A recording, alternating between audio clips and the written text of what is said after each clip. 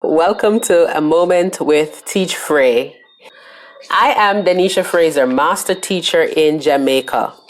This week, we will explore one way of facilitating reading in the content area. Educators all, grab your notebooks, sit tight, and let's go. Teachers all, I want us to look back at reading in the content area. This refers to the practice of creating opportunities for students to garner the reading skills and abilities required to comprehend the complex information text in their subject areas. There are several benefits of employing strategies to encourage reading in your content area. Students who do more reading in their content area will become more familiar with the vocabulary of the subject and will find it easier to understand more complex and technical processes. There are several strategies which can be used to encourage content area reading. But for today, let us turn our attention to one strategy for reading in the content area: Directed Reading Thinking Activity, DRTA.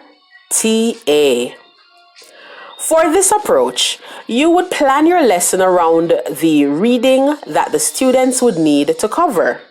This way, you would have a chance to identify the books or the other sources for the content so that these can be made available for the class time. Then, you would lead a discussion to allow the students to share what they know about the topic. This could be represented in a two-part table. The second column would be used later to write the actual information garnered from the reading materials. Students would then be allowed to peruse the content, including any image, to gather clues on the topic. They could share these clues openly or make a note of them in their notebooks. Students would then share what they predict and what they think they will learn, and share this whether openly or with a classmate. You will then allow students to read the selected content and evaluate their predictions. They would then use the second column of their table, which they earlier created, to record their predictions. And here they would now record what they have learned. This two-sided table could be altered with the KWL chart. If you are just joining us, we are in our segment, A Moment with Teach Frey, and I am sharing the DRTA approach which teachers can use to encourage reading in the content area. So far, we have gathered the reading material for the lesson. We have allowed students to share what they know about the topic. Then we have allowed them to look at the reading material, just to peruse it and to make predictions about what they think they will learn. And next, students have made notes on what they've learned from the reading materials. Now we can move on. Having done all these, the students would then need to see if their predictions were verified. The comparison between what they predicted and what they actually learned from the reading can also be a point of open oral discussion. There can be a further discussion about how the students can use this method on their own. The more the directed reading thinking activities used, then the deeper the students will read and the more they will garner from the content selected for the topic.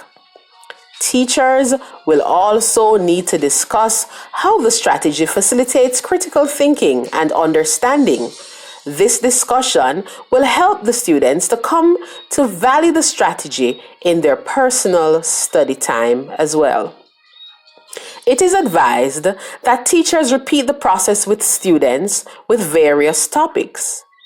The more strategy like this one is used in your classroom, then the more certain it will be that students will read in your content area.